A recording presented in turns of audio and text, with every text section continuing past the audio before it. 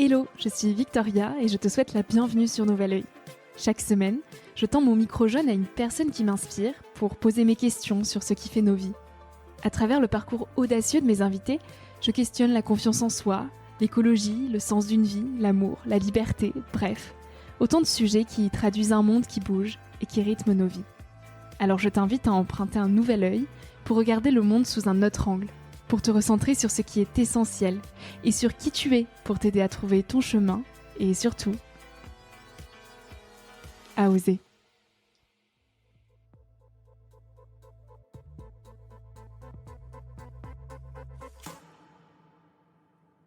De me dire, si les autres n'y arrivent pas, ça veut pas dire qu'on peut pas. Et si les autres me disent qu'on peut pas, alors je vais essayer. Il y avait quelque chose d'un peu rebelle en moi. Et quand on est honnête avec soi-même, on devient honnête avec les autres. Et c'est là où les vrais partages et les partages profonds peuvent se faire.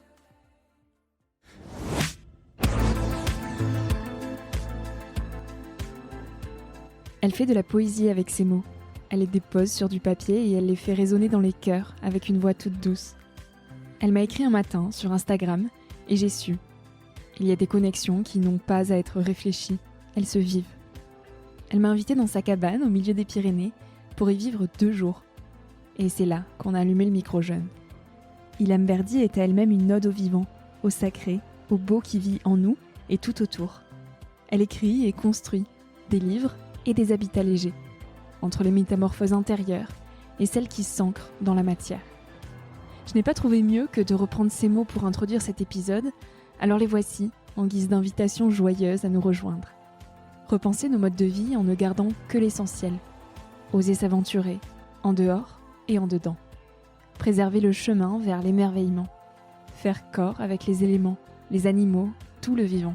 Et célébrer, encore et toujours, la vie, le miracle est ici. Avec Ilham dans cet épisode, on parle de poésie, de métamorphose et de beauté. J'espère que cette écoute initiera l'aventure en dehors et en dedans. Salut Ilham. Salut Victoria. On est dans ta cabane étoilée, au milieu des Pyrénées. Ouais. Tu m'as accueillie ici pour 2 jours. Ce lieu est merveilleux, tu es merveilleuse. Je suis très heureuse de te tendre mon micro jaune. Tu as 29 ans et notre rencontre est le fruit d'un bel hasard sur les réseaux sociaux. La lecture d'un de mes posts t'a amené jusqu'à moi, donc je suis très heureuse qu'on crée ce moment aujourd'hui. Tu es donc l'hôte de ce merveilleux lieu et tu es aussi écrivaine. Comment est-ce que tu pourrais te décrire au-delà de ces 2 étiquettes, si on peut appeler ça comme ça? Alors 2 étiquettes qui tout de suite donnent un petit cadre à ceux qui me connaissent pas.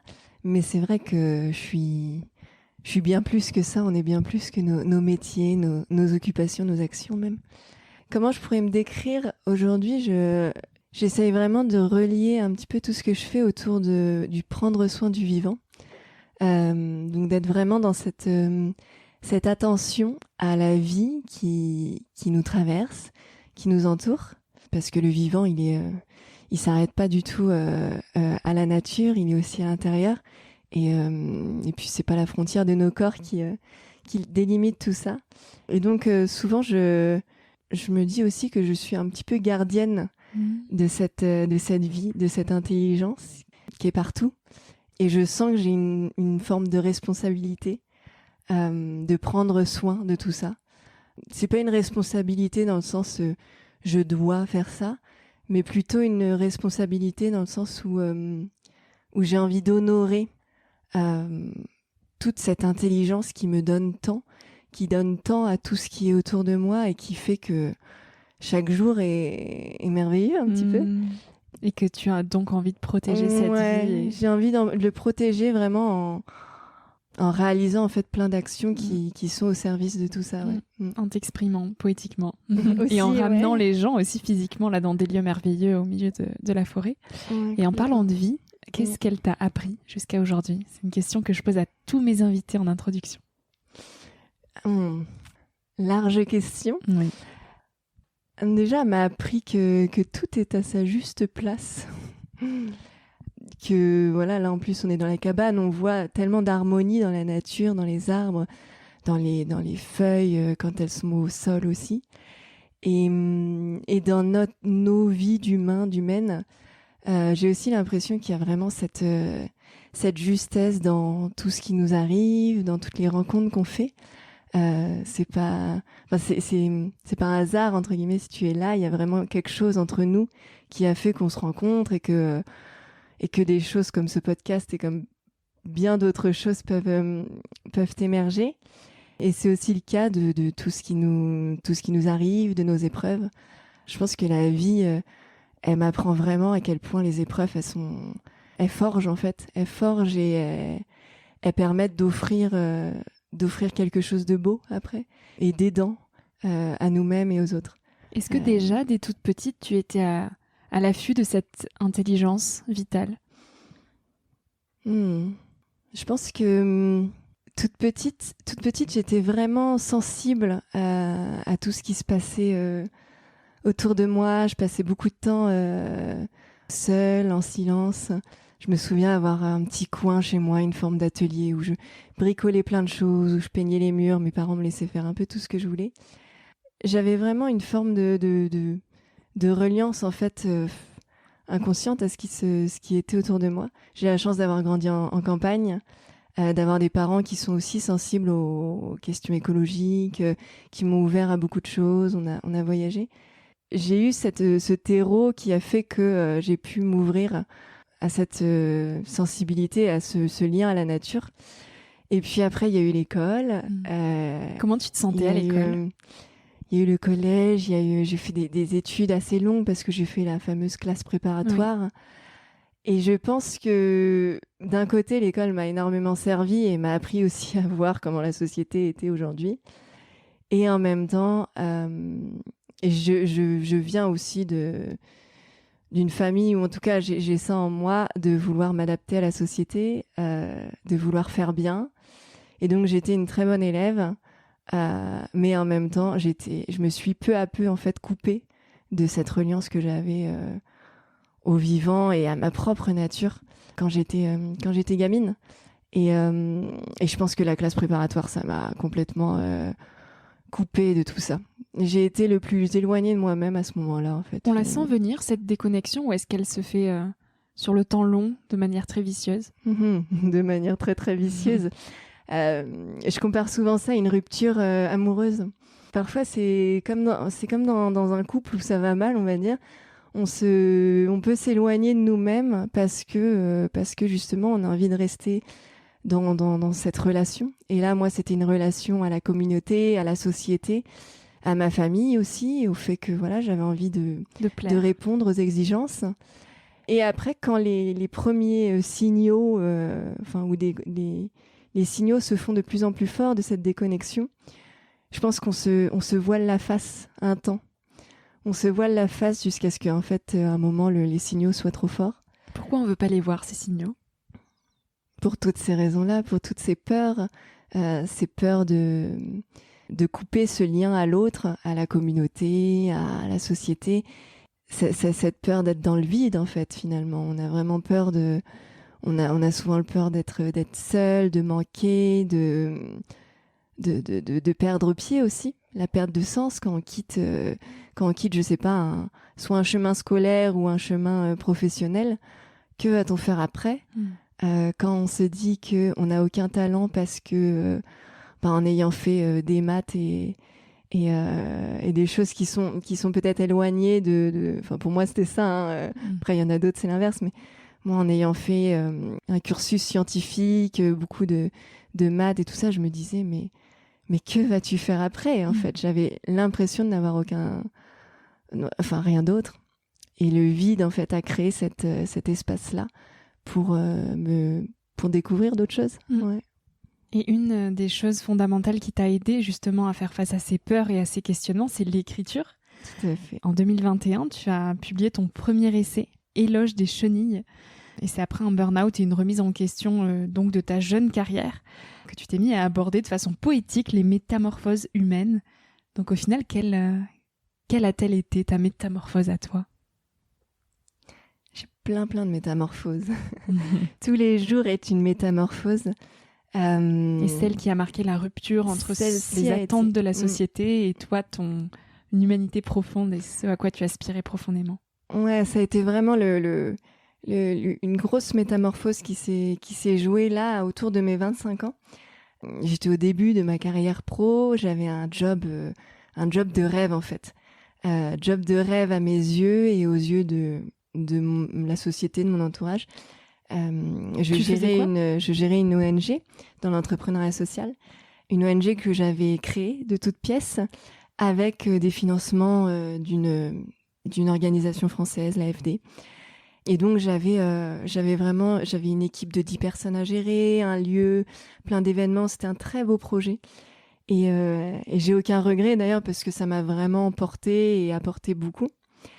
Mais en fait, à un moment, je me suis vraiment rendu compte que ce que je prônais à travers ce projet, donc de l'entrepreneuriat social, environnemental, des belles valeurs derrière tout ça, finalement, intérieurement et individuellement, j'arrivais vraiment peu à l'incarner. Et je faisais des conférences, j'animais des tables rondes avec des gens qui apportaient vraiment des belles idées autour de projets, et c'est ce qu'il y a beaucoup dans le milieu start-up aujourd'hui.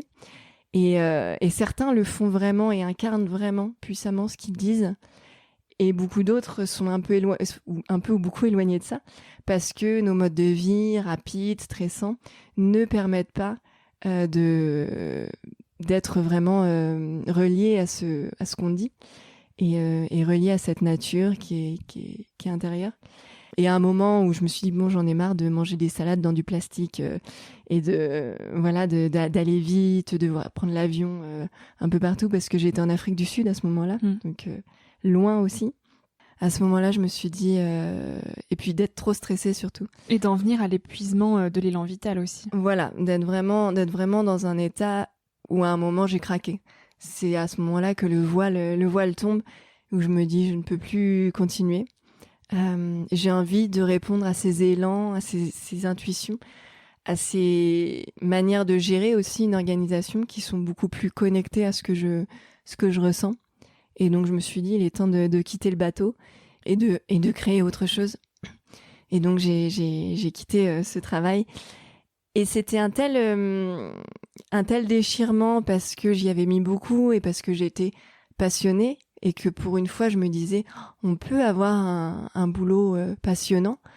C'était un tel déchirement de me dire, je vais quitter tout ça, que je me suis dit, bon bah là, je m'engage avec moi-même à ne suivre que mon intuition et à vraiment répondre à ça.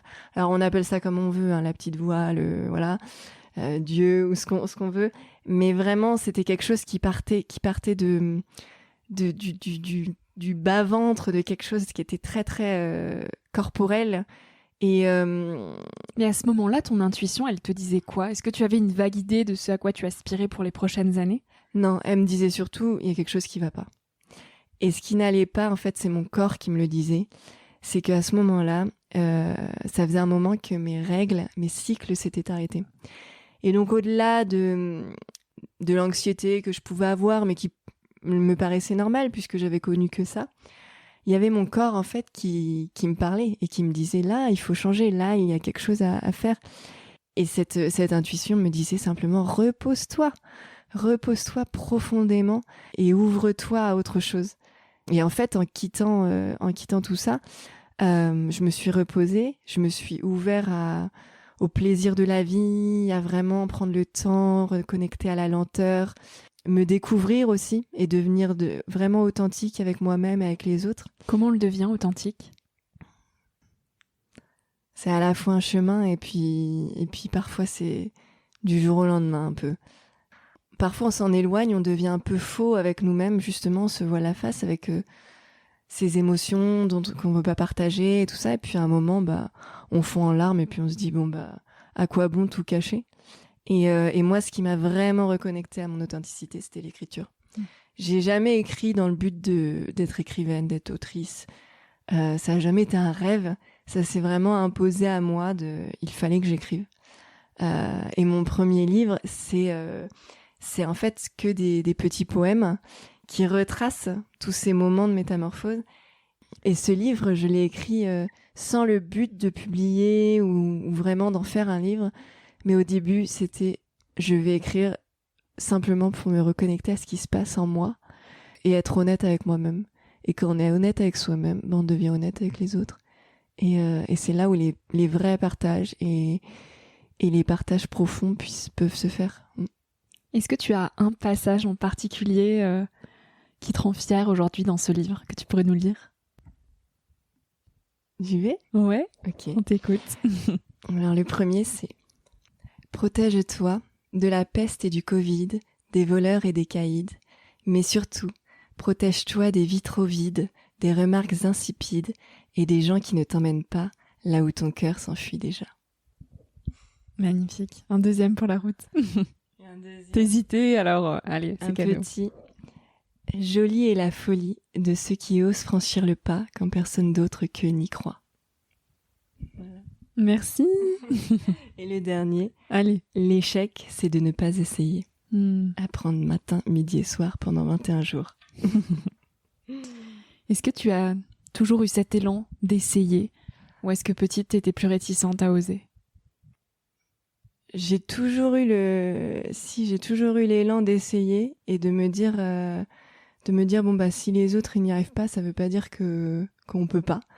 Et si les autres me disent qu'on peut pas, alors je vais essayer. Il y avait quelque chose d'un peu rebelle en moi et je sens que ce truc-là revient souvent, et notamment là avec la cabane par exemple que tu vois. Ça m'avait vraiment marqué le fait d'avoir pas mal de gens qui nous disaient mais votre truc là ça va pas marcher. Et c'est marrant comme d'arriver à franchir le pas, à faire cette action et à matérialiser le projet, et puis à voir que si finalement quand on essaye on finit par y arriver. Ça ancre à l'intérieur de nous que tout est possible et que vraiment on peut faire des miracles un peu. Plus on essaye, et bien sûr dans l'essai il y a plein de choses qui peuvent foirer, et ça fait partie en fait, ça fait vraiment partie. Pour moi c'est pour ça qu'il n'y a pas d'échec aussi. C'est que voilà, même ma reconversion, mes anciens jobs, mes anciens projets, tout ça a mené là où je suis, donc tout est parfait. Et pour aussi apprivoiser cette notion d'échec, il y a deux mots qui sont importants, c'est la lenteur et la vulnérabilité. Et toi, tu fais cet éloge de la lenteur et de la vulnérabilité. Autant de mots qu'on a bien du mal quand même à apprivoiser aujourd'hui dans nos sociétés. En quoi pour toi il est essentiel aujourd'hui de renouer avec ces deux choses-là? La lenteur pour moi c'est vraiment vraiment quelque chose auquel j'aspire, qui fait partie de mon quotidien. Alors, ça veut pas dire que je fais tout lentement, et bien sûr, parfois, il faut du rapide dans la vie, et tout ça n'est qu'une danse. Mais je pense que dans notre société aujourd'hui, c'est connu, on va trop vite, c'est toujours trop rapide, mais on se rend plus compte de ça. On se rend plus compte à quel point nos messages, nos notifications, nos projets, nos trucs, ça s'enchaîne, et qu'on peut vite perdre pied, perdre sens, et finalement agir sans conscience, et s'éloigner finalement de qui on est, de notre âme, et des actions du cœur. Et j'essaye vraiment d'avoir des moments dans ma vie et chaque jour où la lenteur s'inscrit vraiment dedans. C'est ce que je te disais quand je parlais de la préparation de la cabane, à quel point j'adore préparer cette cabane et accueillir les gens dans cette lenteur, parce que c'est pour moi une forme de méditation. La méditation, c'est pas que s'asseoir et fermer les yeux. Bien sûr, ça l'est, et ça peut apporter cette forme de conscience aux choses. Mais après, c'est dans nos actions. Elle se vit tous les jours, à chaque instant.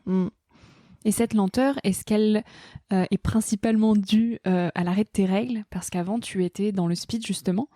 Ou est-ce que tu as quand même toujours eu une partie de toi qui aspirait à cette lenteur bien avant déjà?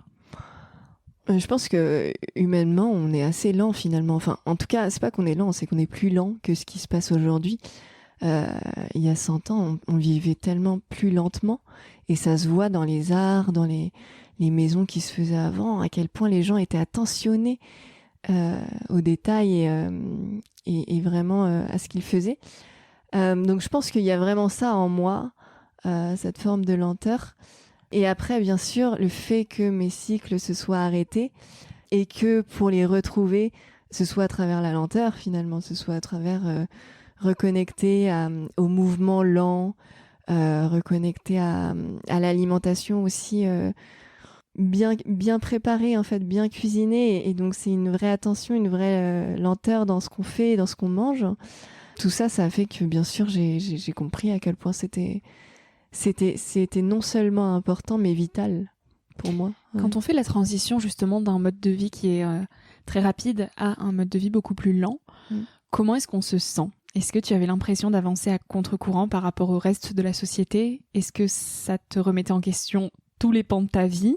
Qu'est-ce que tu ressentais ? Complètement. Au début, en tout cas, c'est vraiment une impression de se sentir à contre-courant. Parce que, bien sûr, il y a l'entourage qui est là, qui n'a pas l'habitude de nous voir comme ça et de nous comprendre comme ça. Donc, il y a leur peur qui se projette sur nous. Et peut-être même du jugement. Tu es bien sûr. T'en fais pas assez, Bien la vie, sûr. c'est pas ça. Et je pense qu'à ce moment-là, j'étais encore très sensible à tout ça. Alors qu'une fois qu'on déconstruit et qu'on devient plus confiant dans notre manière de faire, on est moins sensible. Et puis finalement, notre entourage, il devient beaucoup plus relax aussi sur tout ça. Et puis, il change aussi cet entourage. J'ai rencontré d'autres personnes qui m'ont vraiment ouvert la voie et qui m'ont inspirée. Et d'ailleurs, tu as pu rencontrer aussi des personnes sur ce lieu avec qui maintenant je crée des projets et qui sont dans cette forme de vie. Et donc, je me sens plus seule, je me sens plus à contre-courant.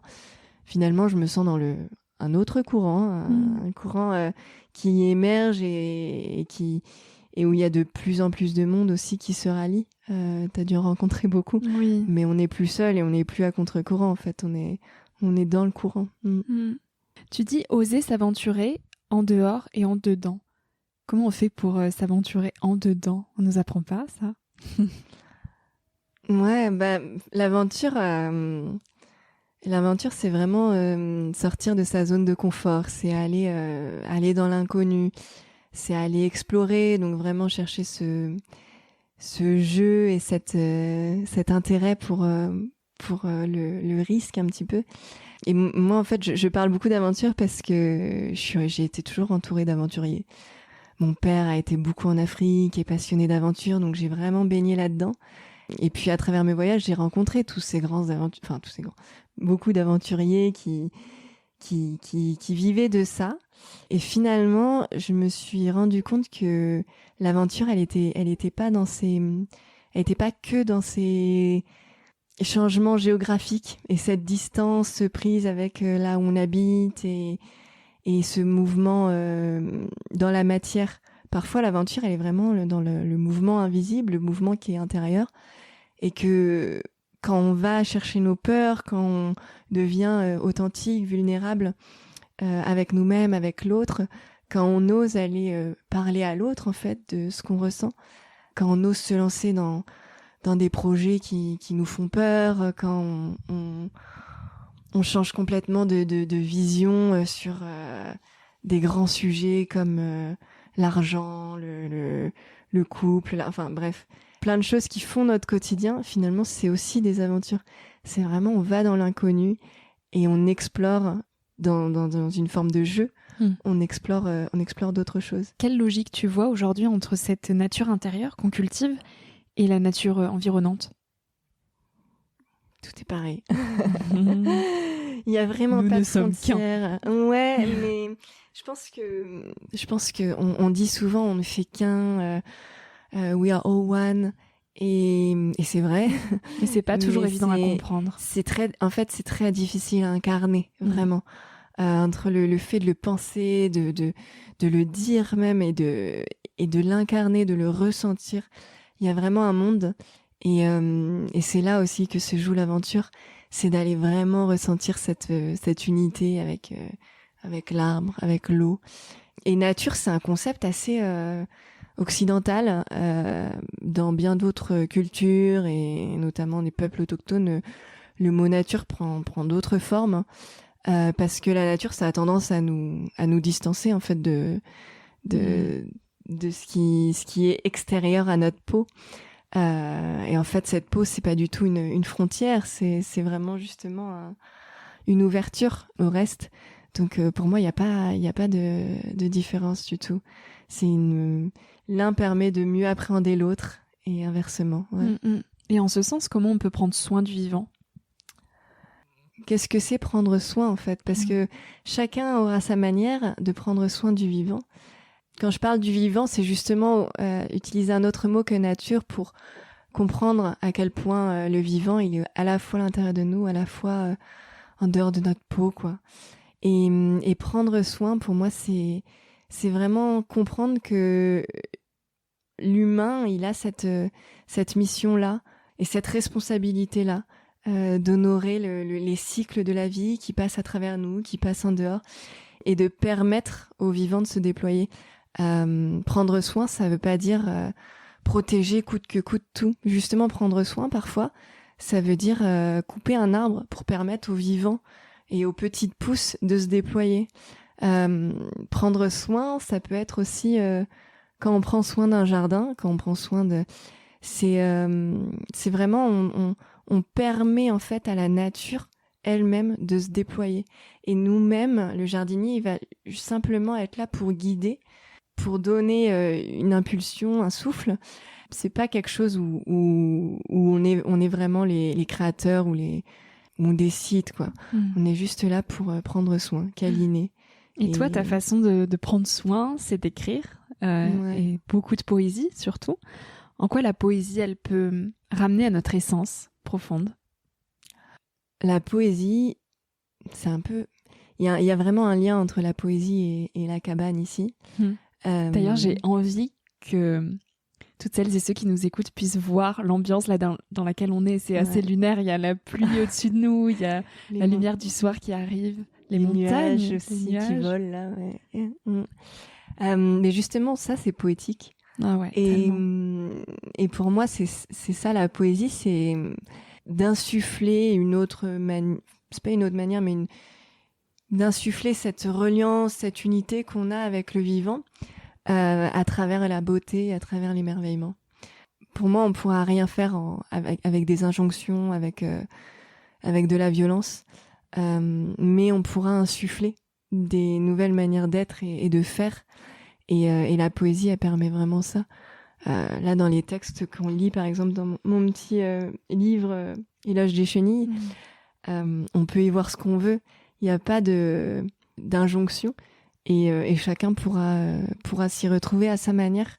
Donc je pense que c'est ça aussi la poésie, c'est ouvrir nos paysages intérieurs pour que ça touche à une forme d'universalité et puis toucher à l'unicité de chacun en fait aussi. Comment toi, est-ce que tu prends soin de toi aujourd'hui, Ilham ? J'ai envie de dire ça dépend vraiment des jours. Ça dépend vraiment des jours. Prendre soin de moi... je pense que c'est d'abord être consciente de comment je me nourris. Mais comment je me nourris, pas seulement de l'alimentation, j'ai envie de dire. De relations, d'énergie. Des relations, des lieux, des gens, de ce que je mets dans mon corps, de ce que je m'offre, et des pensées qui m'habitent. C'est vraiment, c'est un tout, hein, il y a plein d'autres choses. Et cette conscience, alors elle est pas, c'est pas en continu, je m'observe pas en continu, mais j'essaie vraiment chaque jour d'avoir une forme d'attention à tout ça. On se nourrit beaucoup des pensées, hein. Les pensées, ça nous habite et ça crée vraiment notre réalité. Et tous les matins, une forme de manière de prendre soin de moi, c'est tous les matins d'avoir ce petit moment pour moi. Un truc alors très très banal, mais qui pour moi est devenu fondamental, c'est la culture de la gratitude. De vraiment réaliser tous les jours à quel point on est nourri, mais de tellement de belles choses, et à quel point on est relié à notre entourage, mais aussi aux arbres, à quel point chaque jour j'ai la chance de pouvoir respirer. C'est super banal, hein, mais on oublie souvent, et on oublie que les arbres et toute cette biodiversité, elle permet d'offrir de l'oxygène qui va directement dans mes poumons. c'est quand même dingue, quoi, de se dire, waouh, tous les jours, il y a des arbres qui sont au service d'autres êtres, dont moi. Enfin, et encore une génial. fois, ça nous rappelle qu'on n'est qu'un aussi. Et Voilà. qu'on est complètement dépendant et vulnérable Ouais. par rapport à ce grand tout, quoi. Voilà. Qui Donc nous c'est dépasse. ça, et puis ça, après tout ça, ça s'insuffle vraiment dans mes actions. Donc j'essaye vraiment. Aujourd'hui, je suis dans une forme d'alimentation qui est quasiment uniquement locale, et j'essaye vraiment de me relier à la terre et à la nature, voilà, à travers l'alimentation aussi. À travers aussi la cuisine, j'adore cuisiner, donc Tu viens de passer toute une après-midi à faire du pesto. voilà, et c'est des manières aussi de prendre soin de soi. Ça m'a fait tant de bien, voilà, de passer l'après-midi la tête dans le pesto, et tout ça, ouais, ça me nourrit. Ilham, la liberté, c'est quoi pour toi ? Tu sembles très libre là à te voir. Je suis bien curieuse de savoir ce que t'en penses de cette liberté. Alors moi, je parle souvent d'attention. Et je crois que la liberté, elle a à voir avec l'attention. C'est une forme de présence aux choses. C'est pouvoir être libre d'être qui l'on est. Et donc de porter cette attention, cette conscience sur cet être intérieur qui est complètement relié au cosmos, à l'univers. Et souvent, on parle de liberté et on a longtemps parlé de liberté de manière sur le plan matériel parce que il y a eu dans l'histoire plein de choses qui ont fait qu'on a été coupé de cette liberté. Et aujourd'hui, on a beaucoup l'impression que l'humain est libre dans les sociétés occidentales, qu'on peut faire ce qu'on veut, manger ce qu'on veut. Les supermarchés sont blindés de tout ce qu'on veut et c'est une liberté incroyable. Et je crois que finalement, on a quand même les menottes sur beaucoup de choses. On est piégé. Ouais, on est bien piégé sur le modèle économique. Je fais encore un travail énorme, moi, sur ma manière de voir ma relation à l'argent, ma relation au travail, ma relation à tout ça, parce que je sens que j'ai des modèles qui font que je me sens parfois peu libre de faire ce que je veux. Quelle est ta relation au travail aujourd'hui ? Tu as le sentiment déjà de travailler ? De moins en moins. J'ai surtout le sentiment que le travail devient vraiment une joie, une forme de matérialisation, en fait, de ce qui me traverse. Pour moi, le travail, maintenant, c'est vraiment donner à la société, au monde, c'est faire ma part. Comme je te disais, l'oiseau, il fait sa part en nous réveillant le matin. Je fais ma part en faisant cette cabane, ces livres.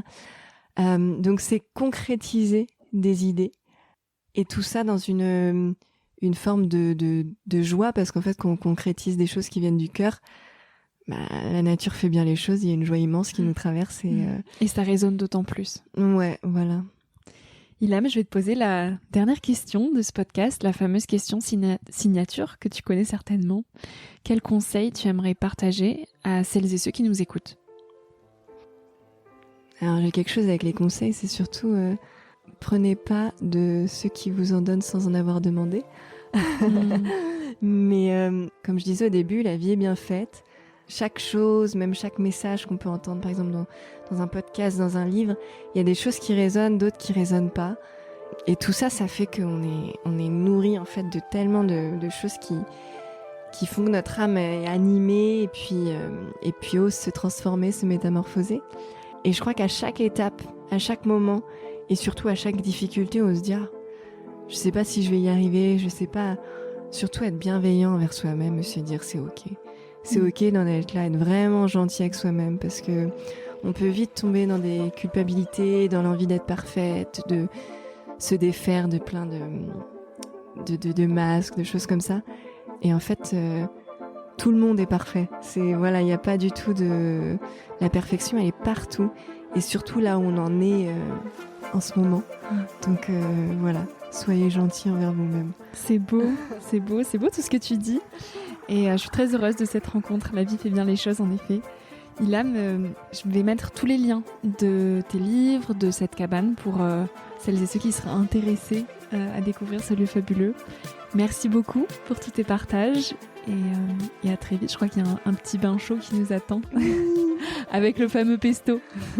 À très vite, À Ilan. très bientôt. Plaisir partagé, vraiment. Merci. Merci d'avoir écouté l'épisode jusqu'ici.